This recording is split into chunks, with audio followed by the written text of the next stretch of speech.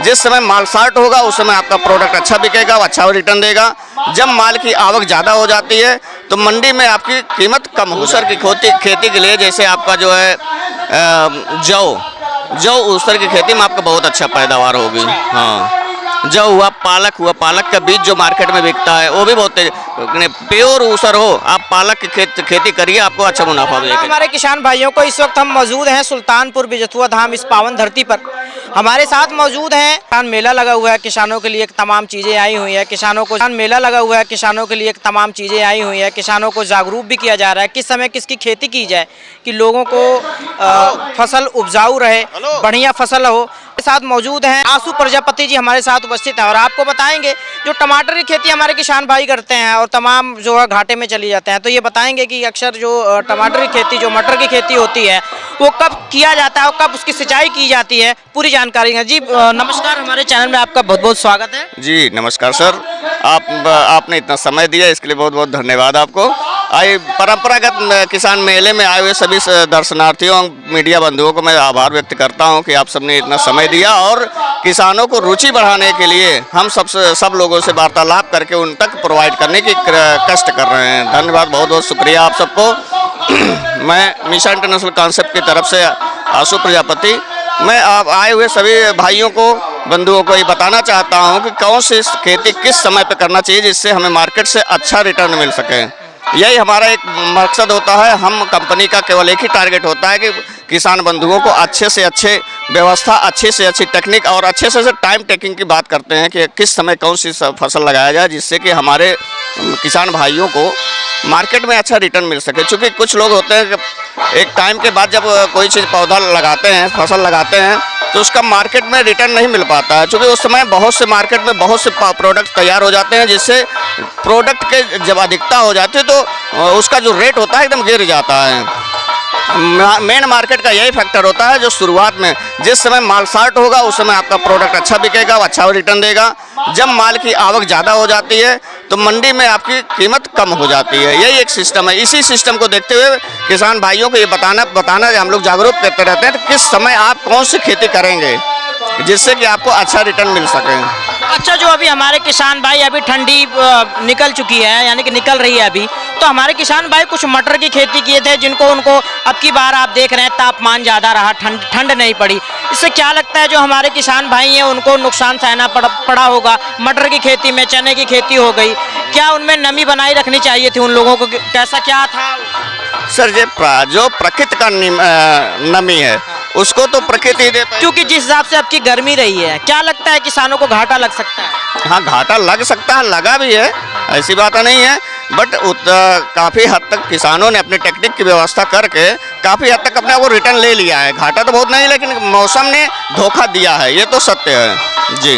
यानी कि किसानों को अब की बार जो है घाटा लगेगा? जी, लग गया है। अच्छा, कुछ हमारे किसान भाई हैं, हमारे किसान भाई खेती तो करते हैं लेकिन टाइम से नहीं करते हैं, उनको घाटा लग जाता है, तमाम तरीके की बात है। अच्छा, जो टमाटर की खेती है उसको कब जो है लगाया जा सकता है कि समय से लगा दिया जाए, किसान भाइयों को घाटा ना हो? इस समय जो टमाटर की खेती करना चाहते हैं आगे समय के लिए, अभी टमाटर की खेती कम से कम 20 दिन की हो जानी चाहिए थी। जब 20 दिन की अभी खेती अगर हो गई है तो इनको टमाटर की जो आवक है उस समय मार्केट में ना के बराबर हो जाएगी और जो मार्केट में नया माल जाएगा उसकी कीमत अच्छी मिलेगी जी, यही समझ। अच्छा, कुछ किसान भाई हमारे हैं वो पपीते की खेती करते हैं, तमाम पपीता लगाते हैं और केले का पेड़ भी लगाते हैं, और इसका क्या है मतलब मिट्टी कैसी होनी चाहिए किसान भाइयों के लिए? मिट्टी इसकी दोमट मिट्टी, बलुई मिट्टी, दोमट बलुई मिट्टी, तीनों कल्चर में आपको काम किया जा सकता है। ऊसर में इसलिए दिक्कत होती है कि चूंकि ऊसर का जो मिट्टी नमी हमेशा को सूखती रहती है, नमी की व्यवस्था गर्मी में नहीं कर पाएंगे। और जो आपका टाइम होता है पपीते की खेती का, 3 वैरायटी पूरी साल की होती है। साल में 3 बार आपको पपीते की खेती करनी है, लेकिन उसके बाद आपको उस समय जैसे अक्टूबर से अक्टूबर में जो खेती की जाएगी उस खेती को आप जो है अक्टूबर की खेती को मार्च में नहीं कर सकते हैं, क्योंकि अक्टूबर का जो सीज़न होता है उस हिसाब से पैदावार अक्टूबर वाली खेती में अच्छी होगी। अक्टूबर वाली खेती करेंगे अगर दिसंबर में ले जाके तो भी पैदावार नहीं मिलेगी। दिसंबर की खेती अगर अक्टूबर में करते तब भी नहीं पैदावार, क्योंकि इसका मेन फैक्टर होता है टाइम पे।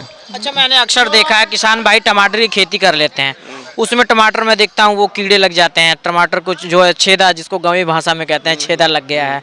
इसको क्या समय समय पर कब मतलब दवा का उपयोग करना चाहिए, कितना खाद का जो है मात्रा देनी चाहिए? इसमें देखिए सर, ये मौसम का है, इसमें फंगिसाइड आपको देना पड़ेगा, उसकी देखरेख आपको ही करना पड़ेगा। जिसमें जैसे भी जरा सा अगर अंदाज़ा होता है कि हमारा फंगिसाइड लग रहे हैं, फंगस लग रहे हैं, तो आप तुरंत उसको अप्लाई कर दीजिए। इस चीज़ को डॉक्टर आपका जो है एग्रीकल्चर के जो डॉक्टर्स हैं वो आपको समय समय पे जानकारी देते रहेंगे।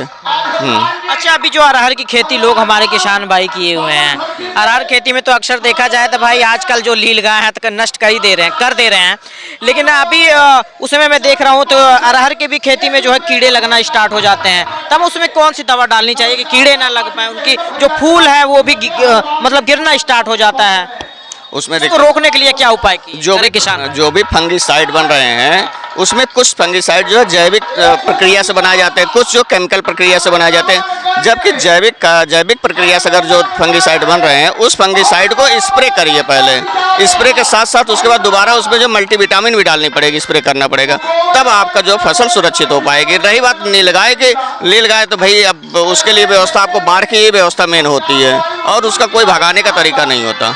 अच्छा, क्या लगता है कि जिस हिसाब से अब की बार तापमान रहा है कि किसान भाइयों को जो गेहूं की फसल है उसमें क्या नुकसान हो सकता है उनको, क्या वो दाना जो है पतला हो सकता है, क्या लगता है गर्मी के हिसाब से? गर्मी के हिसाब से दाना पतला हो सकता है, लेकिन पानी की व्यवस्था कृत्रिम यानी कि हो सकता है उसमें भी, क्योंकि समय से पहले जब भी मौसम गर्म हो जाएगा तो उसकी फली ऑटोमेटिक सूखने की कागार पे आ जाती है। जैसे पछुआ जब हवा चलने शुरू हो गई, अभी बीच में चल रही थी पछुआ हवा, तो काफ़ी फसल उसमें डाउन हुआ है। अच्छा, गेहूं को जैसे गेहूं को बुवाई कर दिए किसान भाई, गेहूं के साथ साथ जो हम बुवाई करते हैं सबसे मतलब जो हम खाद डालते हैं सबसे जरूरीमंद खाद कौन सी होती है, उसको डालना ही डालना है? देखिए जरूरी सब है, जरूरी तब पता चलेगा जब आप मिट्टी की जांच करा लेंगे। अच्छा। मिट्टी की जांच ऊसर की खेती के लिए, ऊसर की खेती के लिए जैसे आपका जो है जौ ऊसर की खेती में आपका बहुत अच्छा पैदावार होगी। हाँ, जौ हुआ, पालक हुआ, पालक का बीज जो मार्केट में बिकता है वो भी बहुत प्योर ऊसर हो, आप पालक की खेती करिए, आपको अच्छा मुनाफा देगा, पालक की खेती हो जाएगी। हाँ पूरा। तो हमारे किसान भाई आप देख रहे हैं, अगर आप ऊसर की खेती में पालक की खेती करते हैं तो पालक की खेती भैया के द्वारा बताया जा रहा है बहुत अच्छा फसल होता है, और जौ का जो फसल होता है बहुत अच्छा। जो गेहूं की सिंचाई करते हैं हमारे किसान वो कितने दिन में कर देनी चाहिए? सबसे पहला पानी कम से कम 20 दिन में होनी चाहिए। 20 दिन में हो जाना चाहिए। 20 दिन में हो जाना चाहिए। अच्छा, लगभग कितना पानी गेहूं को देना अनिवार्य है? 4 पानी। इस मौसम के चलते आप बता रहे हैं कि पहले तो 3 पानी देते थे, लेकिन जिस हिसाब से आपकी मौसम के हिसाब से आप सूखता चला जा रहा है ना, नमी घट गई मौसम में, तो नमी मेंटेन करने खेत में अगर पैदावार चाहिए तो नमी मेंटेन करना पड़ेगा। यानी कि किसानों को अब की बार नमी बनाई रखनी पड़ेगी। हाँ, बनाए रखनी पड़ेगी। गर्मी के हिसाब से मैं बता दूं, जिस तरीके से हमारे आयुष भाई बताए कि गर्मी के हिसाब से गेहूं की खेती को 4 बार सिंचाई जरूरी ही है, क्योंकि तापमान इस तरीके से था कि किसान भाइयों को नुकसान पहुंचा सकता है।